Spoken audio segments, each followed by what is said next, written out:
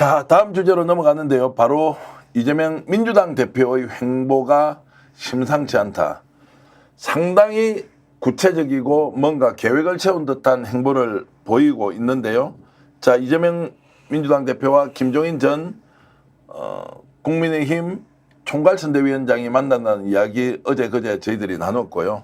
그리고 오늘은 지난 경선 과정에서 당대표 경쟁을 함께 했던 김두관 의원도 함께 식사를 한다라고 합니다. 더 놀라운 거 오늘 공개를 하나 해드리겠습니다. 섀도우 캐비넷. 자, 차기 집권 플랜 중에 하나로 광범위하게 섀도우 캐비넷을 구성하는데 지금 현재 민주당 소속되어 있는 또는 당원이 아닌 외부 인사를 적극적으로 영입하는 활동도 저희들이 확인됩니다. 전직 국회의원, 현직 변호사 이런 분들을 통해서 정말 폭넓은 네트워크를 이재명 민주당 대표가 만드는데 자, 여기서 의문점이 놓이면서 하나 있습니다. 10월달 되면 지금 재판 결과가 나오지 않습니까? 네. 자, 그런데도 불구하고 이런 집권 플랜과 비슷한 방식으로 광폭 행보를 하는 이유 뭐라고 보십니까? 그러니까 그만큼 지금 현재 상황이 윤석열 대통령의 지지율이나 지금 터져 나오는 게이트들이나 이런 것들을 봤을 때 오래가지 못할 거다. 미리 준비를 해야 된다. 이렇게 지금 이재명 대표가 보고 있는 게 아닌가 이런 생각이 조금 듭니다. 현실적으로 뭐 민주당이나 야당을 중심으로 해서 탄핵 얘기도 지금 준비하고 있다는 얘기가 나오고요. 사실은 시스템적으로 A, B, C, D의 단계를 밟아가지고 뭔가를 차근차근 준비하는 듯한 그런 여러 가지 움직임들은 포착이 되고 있거든요. 근데 지금 현재 뭐 대통령이 있는 상황에서 그런 거를 지금 공식적으로 말하거나 공개적으로 뭔가를 행동하기는 어렵지만 그럼에도 불구하고 더 이상 이런 식으로 놔둬서는 대한민국 망가진다. 이러면 다시 가역화시켜가지고 실질적으로 제대로 된 것을 할 수가 없다. 좀 더 밀어가지고 한다면 이런 생각을 좀 하는 것 같고요.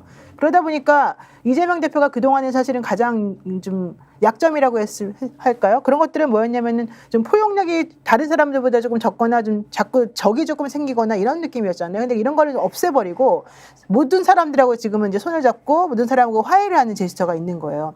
예를 들면 문재인 대표하고도 이번에 뭐 이관지 지키려는 여러 가지 일이 있었지만 그거 전부 다 없애고 하나의 원팀으로 지금 이재명 대표가 강조를 하고 있는 거고 김두관 전 의원 얘기도 하셨지만은 김두관 의원하고도 사실 이번에 그 대표 경선할 때 엄청나게 치열하게 다퉜어요. 하지만 그거하고 별개로 이제는 우리는 다 원팀이니까 다 같이 우리 서로를 인정하면서 같이 한번 하나의 목표 향해서 가자 이러고 좀 움직이고 있는 거잖아요.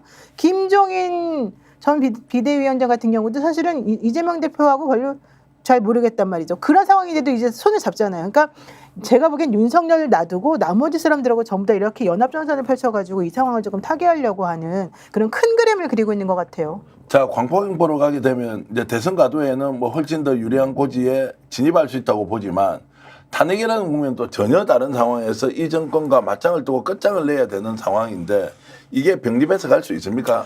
근데 일단 지금 재판이 뭐 대한민국 현재 상황에서의 재판은 뭐 거의 정치 재판처럼 다 이제 왜곡돼 있다 보니까 신경을 안 쓸 수가 없겠죠. 이 재판 부분에 대해서. 특히 지금 나와 있는 재판은 무슨 엄청난 중범죄도 아니고 자기 밑에 부하 직원이 누군지 알았냐 몰랐냐 가지고 실제로 벌금 100만 원 이상이면은 이거는 정계 은퇴해야 아닙니까?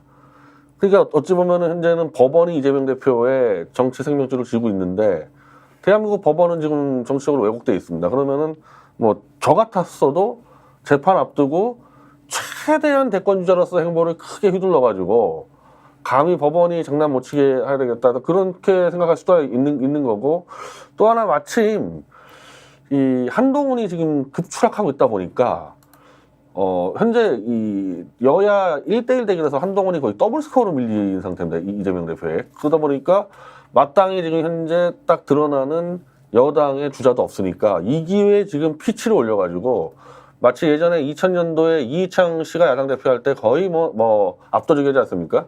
그 정도까지 최대한 끌어올리면은 재판에서의 혹시 있을지 모를 이 불이익이라는 것들을 충분히 막을 수 있는 효과는 있겠죠. 오히려 재판에 일정하게 영향을 미칠 수 있도록 광폭 행보를 한다 이렇게 그렇게 밖에는 다른 방법이 있겠습니까? 이 재판부라는 게 요즘에 하여튼 뭐 윤석열 정권 들어와서는 이 재판부라는 게 믿을 수가 없기 때문에 그렇게 최대한 대권주자로서 행보를 해가지고 저는 솔직히 야 이런 그 야당의 대권 주자가 자기 부하 직원을 알았니 몰랐니 가지고 대권이 결정나는 거 정말 잘못된 상황이거든요. 근데 그거를 리스크를 이제 줄이려면은 그 수밖에 없는 거죠. 노인 변호사는 지금 1심의 선고에 대해서 예상을 좀 할 수 있습니까? 사실 잘 못하죠. 못한다는 왜냐하면 것은 저는 법리적으로 따지면은 당연히 예컨대 이제 지금 위증교사가 문제인 거 아닙니까? 네. 저는 그런 정도 말한 거 가지고서 위증교사라고 한다면은 대한민국에 위증교사 안 될 사람이 없다고 하는 게 제 개인적인 신조예요. 네. 그래서 현실적으로 제가 보기에 제가 만약에 판사라 그러면 당연히 무죄를 선고하겠죠. 또 내지는 제가 검사라 그러면 그런 거 기소도 안 하겠죠.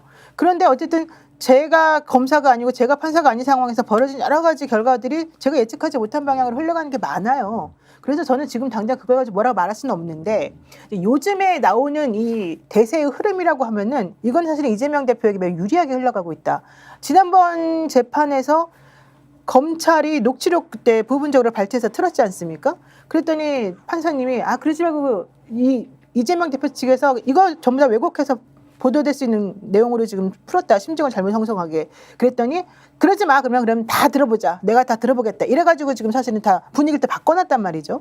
그러니까 이런 식으로 따지면 예전에는 그러니까 윤석열 대통령 정권 초창기에는 수동적으로 검찰에 좀 끌려가는 듯했던 그런 판사들의 모습이 지금은요. 제가 보기엔 한 총선 이후로는 완전히 바뀌었어요. 그래서 이젠 좀 더 적극적으로 훨씬 더 본인이 이 재판의 흐름 같은 거를 끌고 나가요. 예컨대 지난번에 송영길 대표 총선 때 보석 안 해줬던 그분 같은 경우가 이번에 윤석열 대통령의 명예훼손 재판에 지금 재판장이란 말이죠. 뉴스타파랑 뭐 김만배, 신랑님 이런 사람들 지금 기소돼갖고 재판돼 있는 거기에 재판장이 지금 공판 준비기일 한 2번 열렸는데 계속 그러잖아요. 검사들한테 막 뭐라 하잖아요. 당신들 도대체 이게 기소장이 이게 제대로 된 기소장이냐. 내용을 봐라. 이게 대통령 명예훼손하고 무슨 상관이냐. 다시 써라. 다시 해라. 계속해서 주문을 하고 상황에 대해서는 정확하게 이거는 당신들이 잘못하고 있다는 메시지를 계속 주고 있거든요. 근데 지금 이게 이재명 대표 사건과 관련해가지고 다 연결되는 그런 사건들이에요. 그래서 제가 봤을 때 흐름이 사실은 지난 총선 때부터 많이 바뀌었고 실제 요즘에 이재명 대표에 대해서 언론이 예전에 호의적이지 않았는데요. 요즘에 여론조사나 이번에 그 언론부터 나온 걸 보게 되면요. 이재명만 웃었다. 나머지는 다 떨어졌다. 이재명 가만히 있어도 전부 다 올라갔다. 이런 류의 기사들이 되게 많이 나와요. 그러니까 이거 자체가 저는 지금 하나의 흐름이다 이렇게 좀 보여집니다. 김민석 수석이 지금 1년 내에 이재명 대표의 이재명 집권 준비 마치겠다. 탄핵, 개헌, 계엄 이런 거 지금 어떻게 될지 모른다. 계엄 이야기를 다시 꺼내고 있고 구체적인 증거를 가지고 있고 만약 이것이 알려지면 그 사람 바로 구속인데라는 이야기까지 흘리면서 또 계엄 이야기까지 계속 이렇게 달구고 있는 모습을 보면 뭔가 탄핵에 대한 준비를 또 병행하는 거 아니냐라는 생각이 드는데요. 근데 이 김민석 수석의 인터뷰를 잘 보면 뭐 제가 동의 못하는 부분 때문에 그런데 네. 윤석열 정권은 결국 한동훈과의 내분으로 무너질 거라 그래서 저는 그 부분은 전혀 요소가 아니어서 네. 윤 정권은 그런 식으로 무슨 한동훈 정도의 검사들끼리 내분으로 무너질 가능성은 없고 무너뜨려야 되는 겁니다. 무너뜨려야 되는 거 사실은. 근데 무너질 거니까 미리 1년 뒤 집권 준비하자. 저는 좀 문제의식이 좀 다르게 봅니다. 네. 그러니까 지금 이재명 대표도 대권을 준비한다라는 행보와 어떻게 보면 비슷할 수도 있는데 윤석열 정권을 조기에 정리하겠다라는 행보와 대권 준비하는 분명한 차이가 있거든요.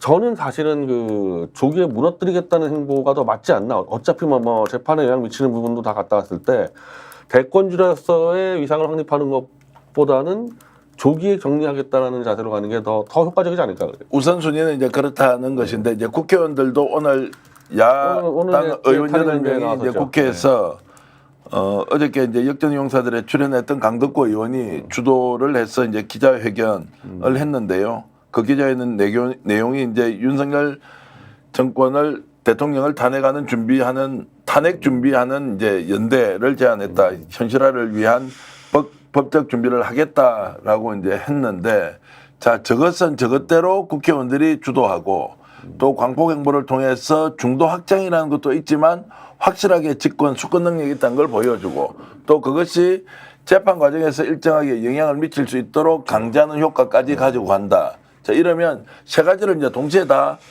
좀 진행하면서 뭔가 정책 성과를 내보겠다 이렇게 이제 하는 거죠. 우선순위는 차이겠지만은 동시에 진행이 가능한 부분도 있게 해서 그러니까 저는 이제 이 김종인 씨 회동이라는 부분들이 그러니까 이제 이 정권 하에서는 이 중원 공략이라는 게 어렵지가 않은 게 네. 예를 들면 지금 김종인 씨는 지금 80대 노인으로서 실제로 지금 응급실을 못 찾아가는 이 피해자잖아요. 이 사람이 뭐 전략통이고 정책적으로 떠나가지고 지금 대한민국 병원 응급실 자체에 지금 얼마나 이게 심각한지를 알고 있는 사람 아닙니까? 그럼 이런 사람들을 만난다고 하면은 지금 그 보수 논객 중에서 이 병원 사태를 제일 강하게 비판하는 게 조갑재 씨입니다. 조갑재 씨. 네. 그럼 조갑재 씨도 못 만나는 이유 없지 않습니까? 이 병원 문제만 얘기한다면 네.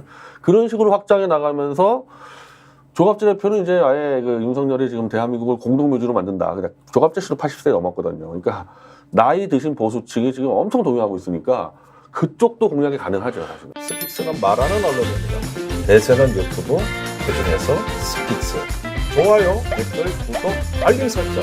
여러분이 저희를 사랑해 주시고 우리가 여러분을 사랑하는 4가지 방법입니다.